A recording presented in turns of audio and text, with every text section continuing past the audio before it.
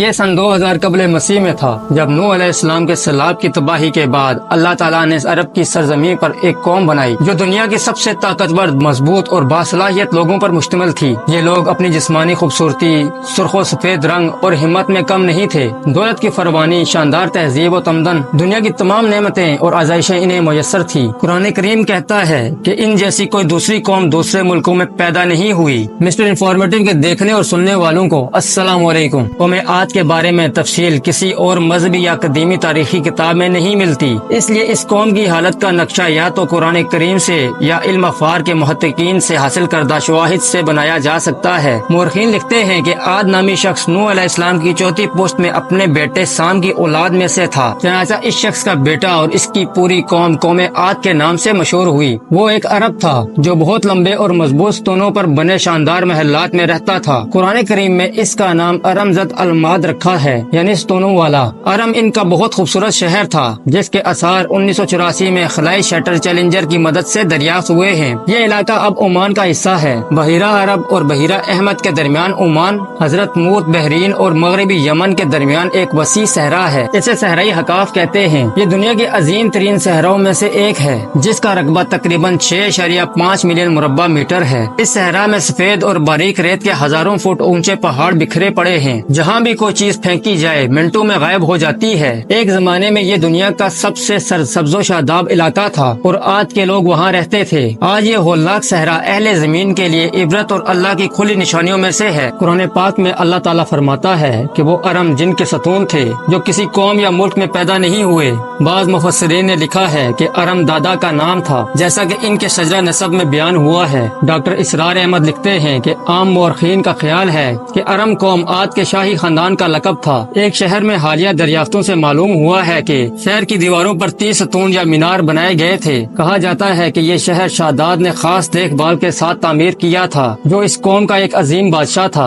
اپنے قد و قامت اور جسمانی قوت کے اعتبار سے وہ دنیا میں دوسرے نمبر پر تھا۔ اس طرح اس قوم کی تعمیر کا انداز اور طرز اس سے پہلے دنیا کی کسی قوم نے نہیں کیا تھا۔ شاید اسی لیے یہ جگہ تاریخ میں شداد کی جنت کے نام سے مشہور ہے، تاکہ لوگ یہ نہ سوچیں کہ وہ آخرت کی جنت کے بجائے اس جنت کو لے سکے گا۔ لیکن جب یہ شاندار محلات تعمیر ہو گئے اور شداد نے اپنی روسی سلطنت کے ساتھ وہاں جانے کا فیصلہ کیا تو ان پر اللہ تعالیٰ کا عذاب نازل ہوا اور وہ سب فنا ہو گئے اور محلات بھی تباہ ہو گئے۔ اس نقطہ نظر سے ایک خاص عذاب کا ذکر کیا گیا ہے جو شداد بن عاد اور اس کی بنائی ہوئی جنت پر نازل ہوا تھا۔ ایک اور روایت کے مطابق عاد کے بیٹے شداد نے جب جنت کے ناموں اور خصوصیات کے بارے میں سنا تو اس نے زمین پر ایسی جنت بنانے کا فیصلہ کیا اور عدن کے ایک صحرا میں تعمیراتی کام شروع کر دیا، اور 300 سال کی مسلسل محنت کے بعد اس نے دنیا میں ایک خوبصورت جنت بنائی جس میں شاندار محلات اور نہریں اور آبشاریں تھیں۔ شداد کی عمر 900 سال تھی۔ ایک دن آپ نے قوم عاد کو جنت دیکھنے کی دعوت دی۔ مقررہ وقت پر وہ اپنی قوم کے ساتھ جنت میں جانے کے لیے روانہ ہوئے۔ ابھی وہ شہر ارم کے شاندار دروازے کے قریب پہنچا ہی تھا کہ رب عز و جل کا عذاب آیا۔ اس طرح شداد کو اپنی جنت کے ساتھ زمین میں زندہ دفن کر دیا گیا۔ طوفان نوح کے بعد قوم عاد سب سے پہلے بتوں کی پرستش کرنے والے بنے۔ علامہ جلال الدین سیوطی اپنی تفسیر میں لکھتے ہیں کہ قوم عاد ایک انتہائی طاقتور اور بہادر قوم تھی۔ وہ سب سے پہلے بت پرست بنے۔ ان بتوں کے مختلف نام مختلف کتابوں میں مذکور ہیں۔ بعض نے ان بتوں کے نام صدا، سمود اور ہرا رکھے۔ مورخین کے مطابق ان کے معبود بھی قوم نوح کی طرح تھے۔ پتھر کے 5 بتوں یعنی ود، سوا، یاقوت، یاؤق اور نصر جب غرق ہونے والی قوم عاد کی برائیاں عروج پر پہنچ گئی تو اللہ تعالیٰ نے ان کے پاس ایک متقی اور نیک آدمی کو رسول بنا کر بھیجا۔ حضرت ہود علیہ السلام قوم عاد کے سب سے معزز بادشاہ تھے۔ وہ ایک خوبصورت اور شائستہ انسان تھے۔ حضرت ہود علیہ السلام نے ان سے کہا، اے بھائیو، صرف اللہ کی عبادت کرو، تمہارا کوئی نہیں ہے۔ قوم عاد کے سرداروں نے جواب دیا کہ تم ہمیں بیوقوف اور ہمارے نزدیک جھوٹے ہو۔ حضرت ہود علیہ السلام نے کہا کہ میں اللہ کا رسول ہوں اور اللہ کا پیغام آپ تک پہنچاتا ہوں۔ انہوں نے کہا، ہمارے پاس اس لیے آئے ہو کہ ہم اپنے اسلاف کو چھوڑ دیں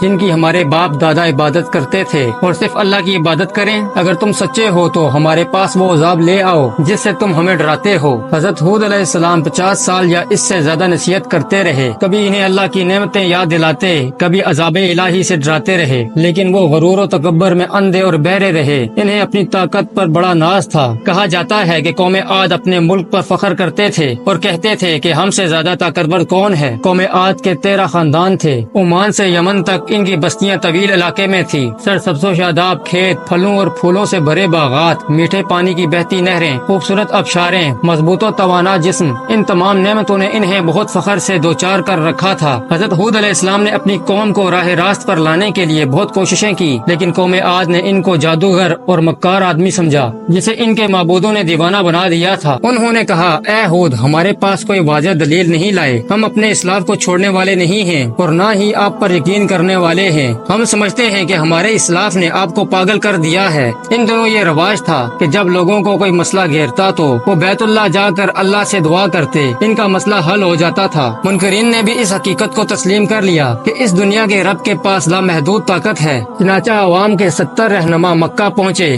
جہاں معاویہ بن بکر کی حکومت تھی۔ معاویہ کی والدہ کا تعلق قوم عاد سے تھا۔ معاویہ نے ان کا استقبال کیا، وہ 1 ماہ تک وہاں رہے اور بارش کی دعا کی۔ سردار قائل بن عنبر تھے۔ اللہ نے آپ پر 3 رنگ کے بادل بھیجے، سفید، سرخ اور سیاہ۔ پھر آسمان نے کہا، ان میں سے کسی ایک کو چن لو۔ قائل نے کالے بادل کا انتخاب کیا کیونکہ بہت زیادہ بارش ہونے والی تھی۔ پھر آسمان نے کہا، تم نے تباہی کا انتخاب کیا ہے۔ اللہ تعالیٰ نے کالے بادل کو قوم عاد پر بھیج دیا اور پوری قوم نے جشن منانا شروع کر دیا۔ اللہ تعالیٰ نے فرمایا، جب انہوں نے بادل کو اپنی طرف آتے دیکھا تو جب انہوں نے اس عذاب کو دیکھا جو بادل کی صورت ان کے میدانوں کی طرف آ رہا تھا تو کہنے لگے، یہ تو بادل ہے جو ہم پر برس کر رہے گا۔ تو اللہ تعالیٰ نے فرمایا، نہیں، بلکہ یہ وہ چیز ہے جس کے لیے تم جلدی کرتے تھے، یعنی آندھی جس میں درد دینے والا عذاب بھرا ہوا ہے۔ یہ ہر چیز کو اپنے پروردگار کے حکم سے تباہ کر دیتی ہے۔ گناہگار لوگوں کو ہم اسی طرح سزا دیا کرتے ہیں۔ اللہ تعالیٰ نے یہ عذاب 7 راتیں اور 8 دن جاری رکھا۔